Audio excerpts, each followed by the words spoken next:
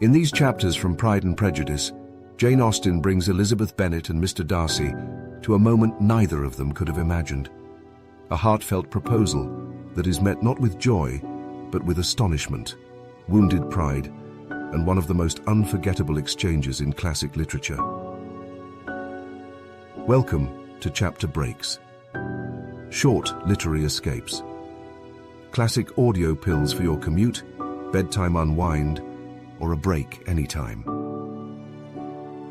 At Chapter Breaks, we carefully select and curate iconic passages from classic novels, scenes that are powerful, memorable, reflective, and a joy to listen to.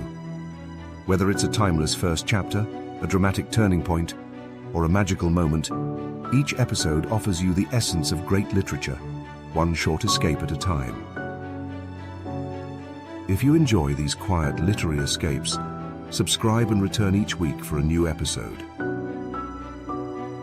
This chapter break is Pride and Prejudice by Jane Austen, 1813. Chapters 33 and 34.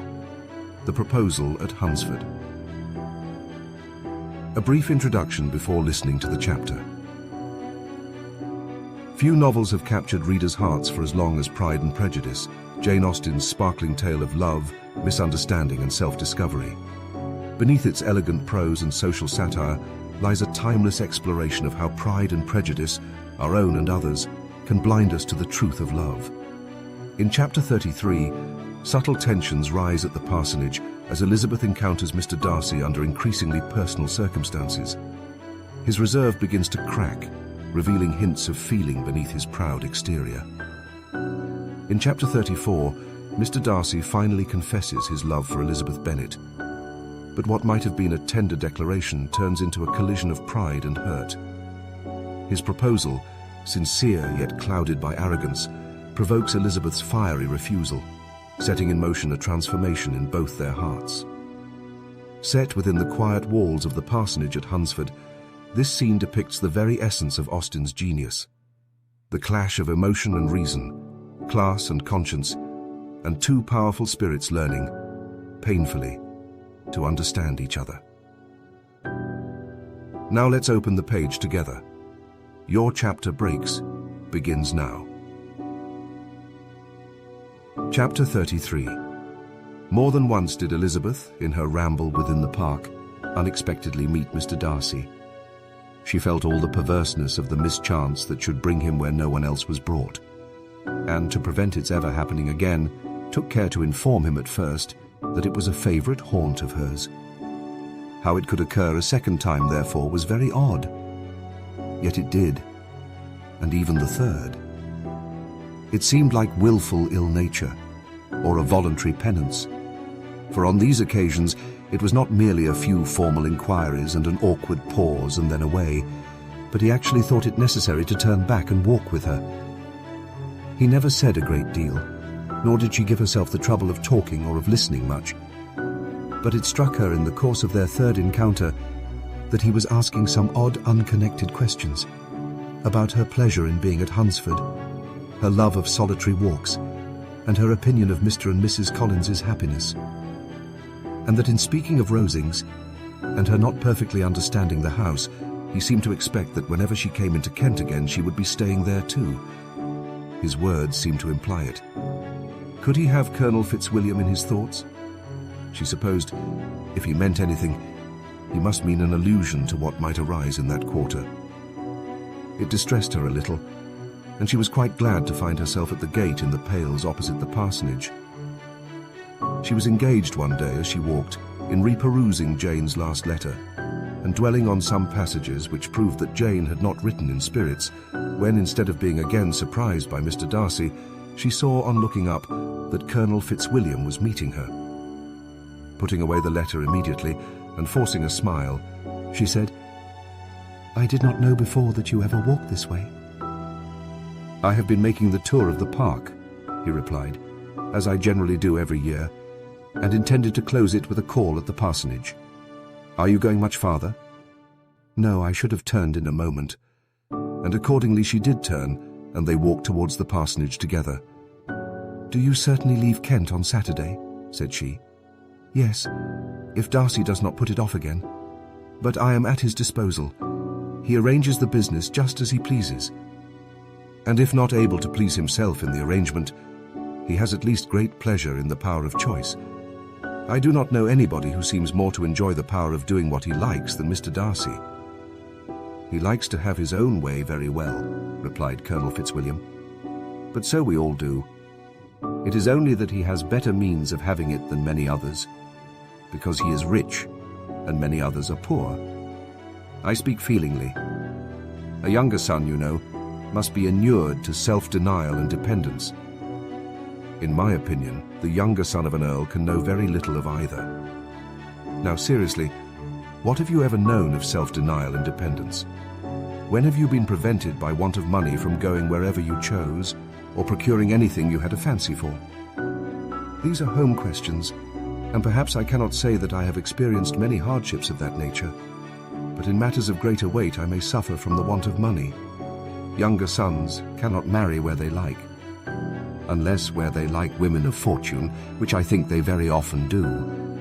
Our habits of expense make us too dependent, and there are not many in my rank of life who can afford to marry without some attention to money. Is this, thought Elizabeth, meant for me? And she coloured at the idea, but recovering herself, said in a lively tone, "And pray, what is the usual price of an earl's younger son? Unless the elder brother is very sickly, I suppose you would not ask above £50,000. He answered her in the same style, and the subject dropped. To interrupt a silence which might make him fancy her affected with what had passed, she soon afterwards said, "I imagine your cousin brought you down with him chiefly for the sake of having somebody at his disposal. I wonder he does not marry to secure a lasting convenience of that kind. But perhaps his sister does as well for the present, and as she is under his sole care, he may do what he likes with her." "No," said Colonel Fitzwilliam. "That is an advantage which he must divide with me.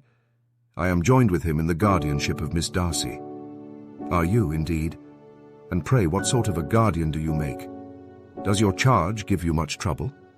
Young ladies of her age are sometimes a little difficult to manage, and if she has the true Darcy spirit, she may like to have her own way." As she spoke, she observed him looking at her earnestly, and the manner in which he immediately asked her why she supposed Miss Darcy likely to give them any uneasiness convinced her that she had somehow or other got pretty near the truth. She directly replied, "You need not be frightened. I never heard any harm of her, and I dare say she is one of the most tractable creatures in the world. She's a very great favourite with some ladies of my acquaintance, Mrs. Hurst and Miss Bingley. I think I have heard you say that you know them." "I know them a little. Their brother is a pleasant, gentlemanlike man. He is a great friend of Darcy's." "Oh yes," said Elizabeth dryly. "Mr. Darcy is uncommonly kind to Mr. Bingley, and takes a prodigious deal of care of him." "Care of him?" "Yes, I really believe Darcy does take care of him in those points where he most wants care. From something that he told me in our journey hither, I have reason to think Bingley very much indebted to him.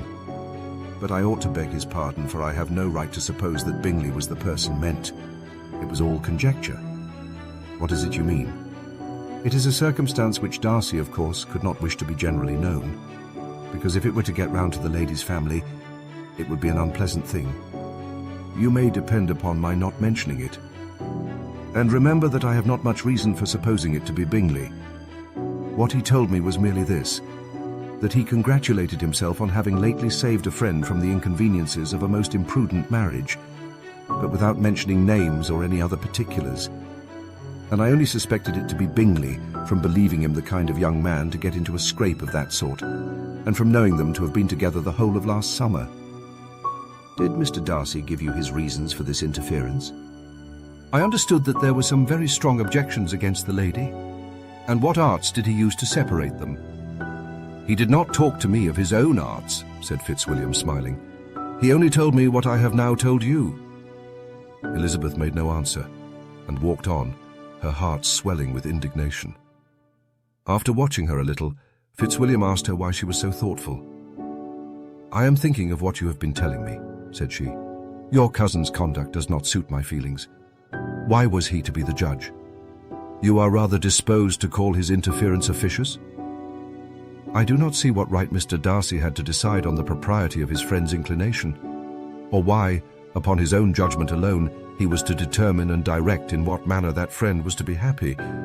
But, she continued, recollecting herself, as we know none of the particulars, it is not fair to condemn him.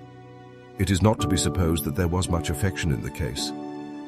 That is not an unnatural surmise, said Fitzwilliam, but it is lessening the honour of my cousin's triumph very sadly. This was spoken jestingly, but it appeared to her so just a picture of Mr. Darcy that she would not trust herself with an answer, and therefore, abruptly changing the conversation, talked on indifferent matters till they reached the parsonage. There, shut into her own room, as soon as their visitor left them, she could think without interruption of all that she had heard. It was not to be supposed that any other people could be meant than those with whom she was connected. There could not exist in the world two men over whom Mr. Darcy could have such boundless influence. That he had been concerned in the measures taken to separate Mr. Bingley and Jane, she had never doubted, but she had always attributed to Miss Bingley the principal design and arrangement of them. If his own vanity, however, did not mislead him, he was the cause, his pride and caprice were the cause, of all that Jane had suffered, and still continued to suffer. He had ruined for a while every hope of happiness for the most affectionate, generous heart in the world, and no one could say how lasting an evil he might have inflicted. There were some very strong objections against the lady, were Colonel Fitzwilliam's words, and these strong objections probably were her having one uncle who was a country attorney and another who was in business in London. To Jane herself, she exclaimed, there could be no possibility of objection, all loveliness and goodness as she is, her understanding excellent, her mind improved, and her manners captivating. Neither could anything be urged against my father, who, though with some peculiarities, has abilities which Mr. Darcy himself need not disdain, and respectability which he will probably never reach.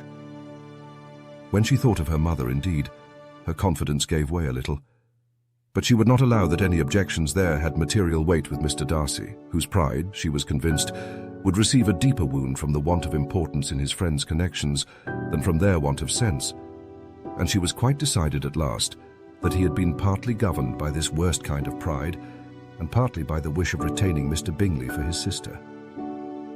The agitation and tears which the subject occasioned brought on a headache, and it grew so much worse towards the evening that, added to her unwillingness to see Mr. Darcy, it determined her not to attend her cousins to Rosings, where they were engaged to drink tea. Mrs. Collins, seeing that she was really unwell, did not press her to go, and as much as possible prevented her husband from pressing her. But Mr. Collins could not conceal his apprehension of Lady Catherine's being rather displeased by her staying at home. Chapter 34. When they were gone, Elizabeth, as if intending to exasperate herself as much as possible against Mr. Darcy, chose for her employment the examination of all the letters which Jane had written to her since her being in Kent. They contained no actual complaint, nor was there any revival of past occurrences, or any communication of present suffering. But in all, and in almost every line of each, there was a want of that cheerfulness which had been used to characterize her style, and which, proceeding from the serenity of a mind at ease with itself, and kindly disposed towards everyone, had been scarcely ever clouded. Elizabeth noticed every sentence conveying the idea of uneasiness, with an attention which it had hardly received on the first perusal. Mr. Darcy's shameful boast of what misery he had been able to inflict gave her a keener sense of her sister's sufferings.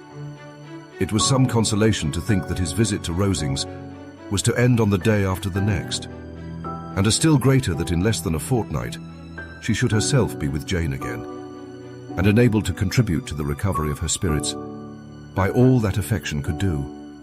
She could not think of Darcy's leaving Kent without remembering that his cousin was to go with him, but Colonel Fitzwilliam had made it clear that he had no intentions at all, and agreeable as he was, she did not mean to be unhappy about him.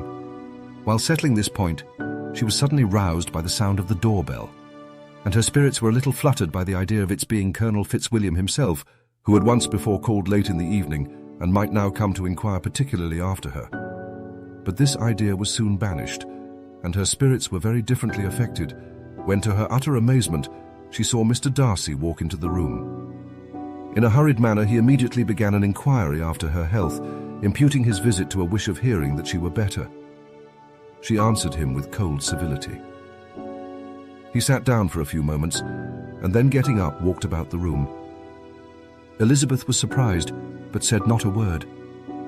After a silence of several minutes, he came towards her in an agitated manner, and thus began, "In vain have I struggled. It will not do. My feelings will not be repressed. You must allow me to tell you how ardently I admire and love you." Elizabeth's astonishment was beyond expression. She stared, coloured, doubted, and was silent. This he considered sufficient encouragement, and the avowal of all that he felt and had long felt for her immediately followed. He spoke well, but there were feelings besides those of the heart to be detailed, and he was not more eloquent on the subject of tenderness than of pride. His sense of her inferiority, of its being a degradation, of the family obstacles which judgment had always opposed to inclination, were dwelt on with a warmth which seemed due to the consequence he was wounding, but was very unlikely to recommend his suit. In spite of her deeply rooted dislike, she could not be insensible to the compliment of such a man's affection, and though her intentions did not vary for an instant, she was at first sorry for the pain he was to receive, till roused to resentment by his subsequent language, she lost all compassion in anger. She tried, however, to compose herself to answer him with patience when he should have done. He concluded with representing to her the strength of that attachment which, in spite of all his endeavours, he had found impossible to conquer, and with expressing his hope that it would now be rewarded by her acceptance of his hand. As he said this, she could easily see that he had no doubt of a favourable answer. He spoke of apprehension and anxiety, but his countenance expressed real security. Such a circumstance could only exasperate father, and when he ceased, the colour rose into her cheeks, and she said, "In such cases as this, it is, I believe, the established mode to express a sense of obligation for the sentiments avowed, however unequally they may be returned. It is natural that obligation should be felt, and if I could feel gratitude, I would now thank you. But I cannot. I have never desired your good opinion, and you have certainly bestowed it most unwillingly. I am sorry to have occasioned pain to anyone. It has been most unconsciously done, however, and I hope will be of short duration.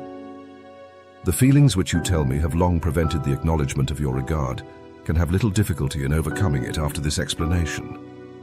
Mr. Darcy, who was leaning against the mantelpiece with his eyes fixed on her face, seemed to catch her words with no less resentment than surprise.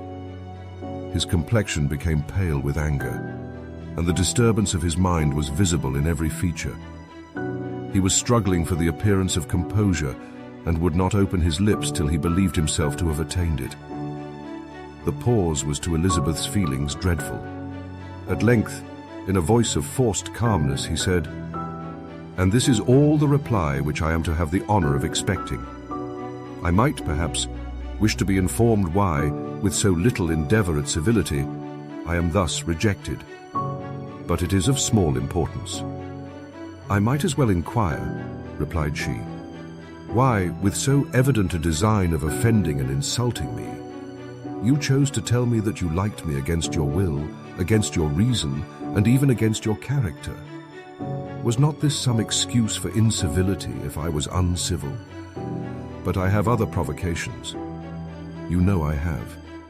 Had not my own feelings decided against you, had they been indifferent, or had they even been favourable, do you think that any consideration would tempt me to accept the man who has been the means of ruining, perhaps forever, the happiness of a most beloved sister?"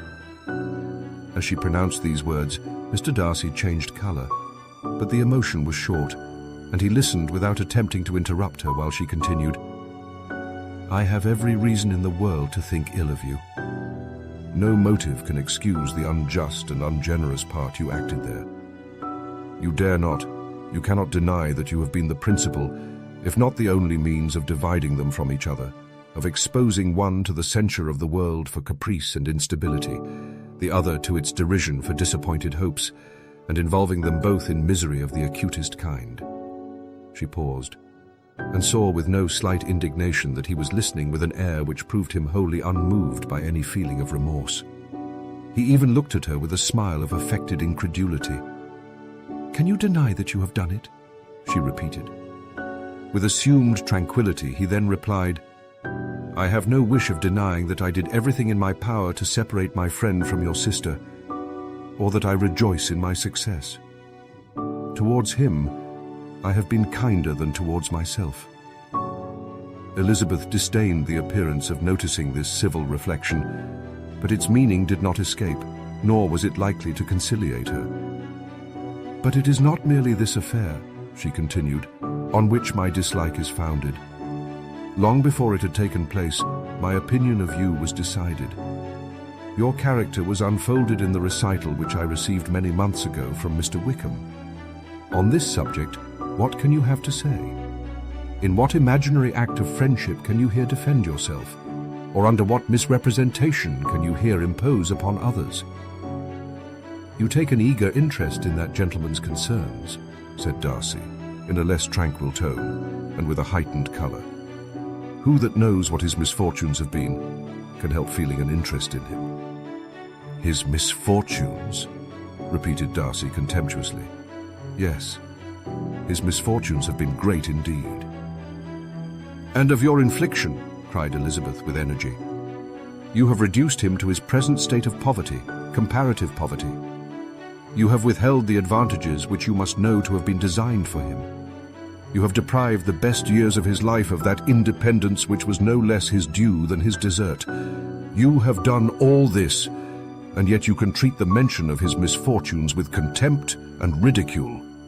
"And this," cried Darcy, as he walked with quick steps across the room, "is your opinion of me? This is the estimation in which you hold me. I thank you for explaining it so fully. My faults, according to this calculation, are heavy indeed. But perhaps," added he, stopping in his walk and turning towards her, "these offences might have been overlooked, had not your pride been hurt by my honest confession of the scruples that had long prevented my forming any serious design.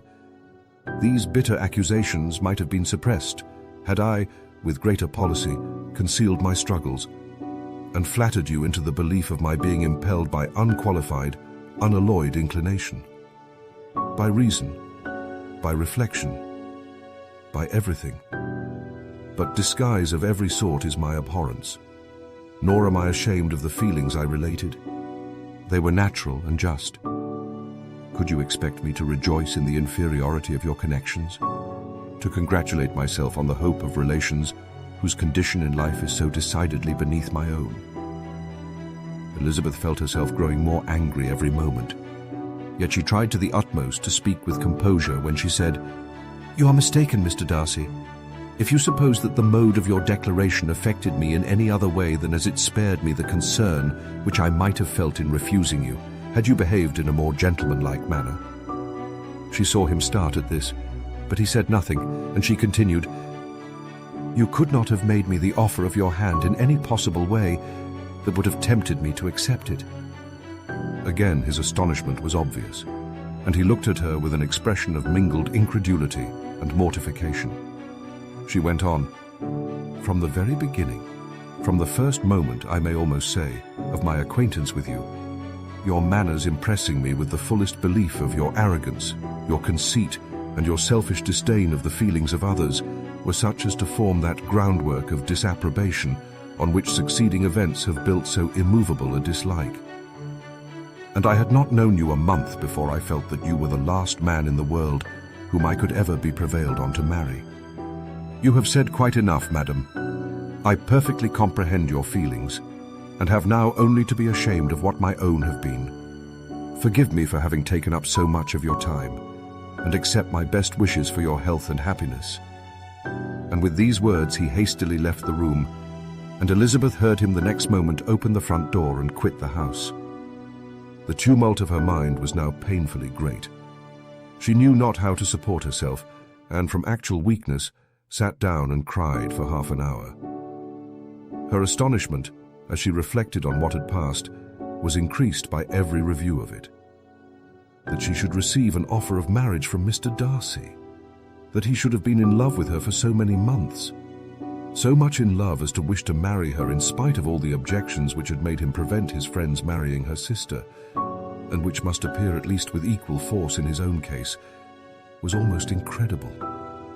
It was gratifying to have inspired unconsciously so strong an affection, But his pride, his abominable pride, his shameless avowal of what he had done with respect to Jane, his unpardonable assurance in acknowledging, though he could not justify it, and the unfeeling manner which he had mentioned Mr. Wickham, his cruelty towards whom he had not attempted to deny, soon overcame the pity which the consideration of his attachment had for a moment excited. She continued in very agitating reflections till the sound of Lady Catherine's carriage made her feel how unequal she was to encounter Charlotte's observation, and hurried her away to her room.